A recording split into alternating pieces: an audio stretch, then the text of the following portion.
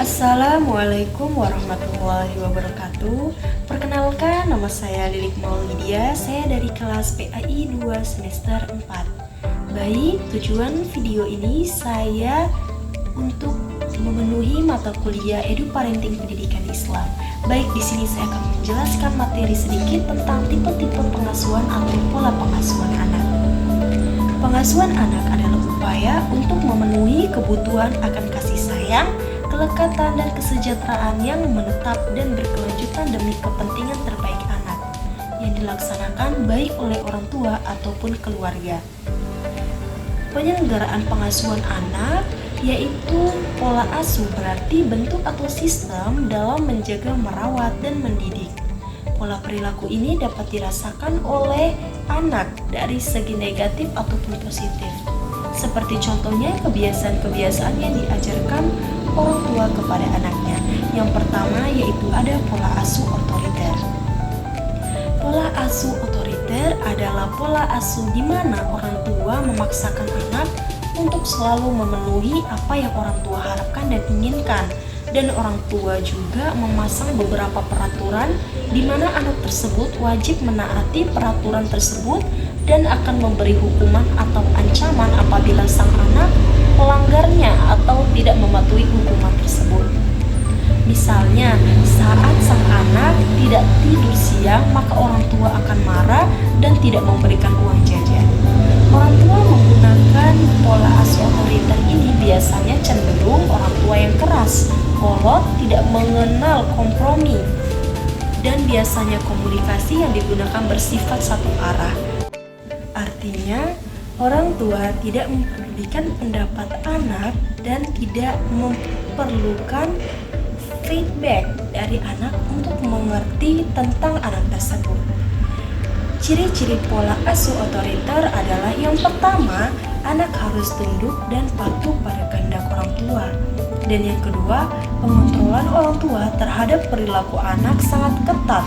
Anak hampir tidak pernah memberi pujian.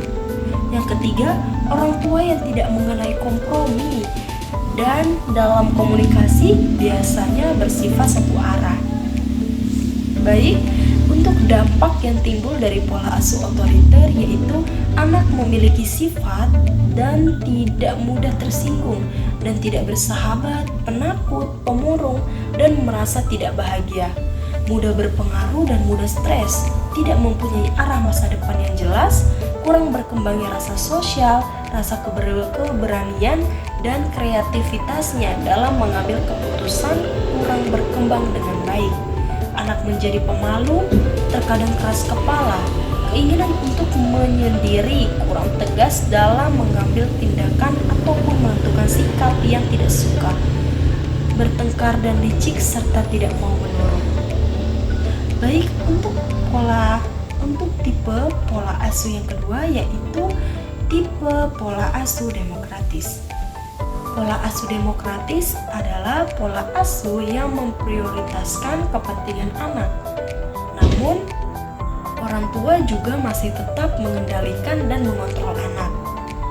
Orang tua pada tipe ini juga bersikap hangat, memposisikan diri seperti teman untuk sang anak, realistis terhadap kemampuan anak, menerima apa adanya anak, dan tidak berharap yang berlebihan yang melampaui kemampuan anak, serta memberikan kebebasan pada anak untuk memilih atau melakukan sesuatu tindakan. Anak yang diasuh dengan pola asuh demokratis ini akan menghasilkan karakter anak-anak yang mandiri, dapat mengontrol diri, mempunyai hubungan baik dengan teman-temannya, mampu menghadapi stres, mempunyai minat dalam hal yang baru, dan kooperatif terhadap orang lain, dan cenderung juga mengungkapkan aktivitasnya dalam tindakan-tindakan konstruktif atau dalam bentuk kebencian yang sifatnya sementara saja.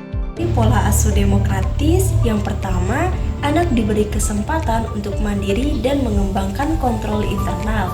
Yang kedua, anak diakui sebagai pribadi oleh orang tua dan turut dilibatkan dalam pengambilan keputusan. Yang ketiga, memprioritaskan kepentingan anak akan tetapi tidak ragu-ragu mengendalikan mereka. Dan yang keempat, bersikap realistis terhadap kemampuan anak, tidak berharap yang berlebihan yang melampaui kemampuan anak. Dan yang kelima, memberikan kebebasan kepada anak untuk memilih dan melakukan sesuatu tindakan. Pendekatannya kepada anak bersifat hangat. Baik, untuk selanjutnya yaitu tipe pola asuh permisif. Pola asuh permisif merupakan bentuk pengasuhan di mana orang tua memberikan kebebasan sebanyak mungkin pada anak untuk mengatur dirinya.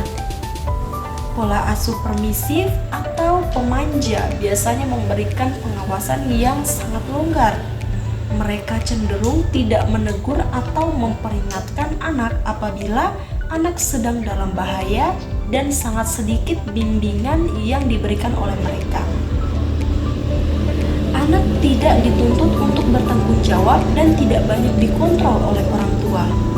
Pola asuh permisif memandang anak sebagai seorang pribadi dan mendorong mereka untuk tidak berdisiplin, dan anak diperbolehkan untuk mengatur tingkah lakunya sendiri. Dengan tipe pola asuh seperti ini, anak mendapat kebebasan sebanyak mungkin dari keluarganya, kurang mampu mengontrol diri. Baik, selanjutnya itu pola asuh permisif yang cenderung juga memberikan kebebasan terhadap anak untuk berbuat apa saja yang sangat tidak kondusif bagi pembentukan karakter anak. Bagaimanapun, anak tetap memerlukan arahan dari orang tuanya untuk mengenal mana yang baik dan mana yang salah. Dan tipe ini anak bingung dan berpotensi salah arah.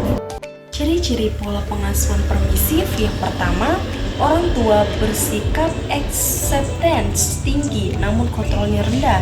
Anak diizinkan membuat keputusan sendiri dan dapat berbuat sekehendaknya sendiri.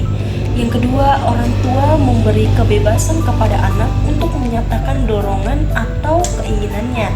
Dan yang ketiga, orang tua kurang menerapkan hukuman pada anak, bahkan hampir tidak menggunakan hukuman.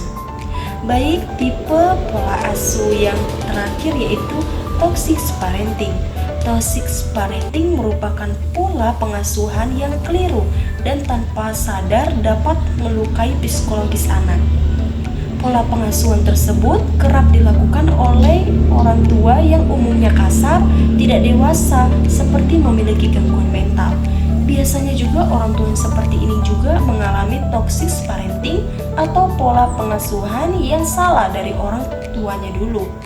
Namun toxic parenting dapat juga dilakukan oleh orang tua yang normal yang tanpa sadar menjadi racun bagi psikologis anak. Jika toxic parenting merupakan pola pengasuhan yang keliru dan meracuni anak, maka toxic parenting merupakan orang tua yang melakukan tindakan-tindakan tertentu yang tanpa sadar dapat membebani psikologis anak. Baik, ciri-ciri dari pengasuhan toxic parenting adalah yang pertama, memiliki ekspektasi berlebihan, membicarakan keburukan di depan anak. Yang kedua, membentak-bentak. Yang ketiga, egois. Yang keempat, mengungkit biaya-biaya yang sudah dipakai oleh anak. Baik, itu saja materi yang bisa saya sampaikan. Saya akhiri. Wabillahi taufiq wal hidayah. Wassalamualaikum warahmatullahi wabarakatuh.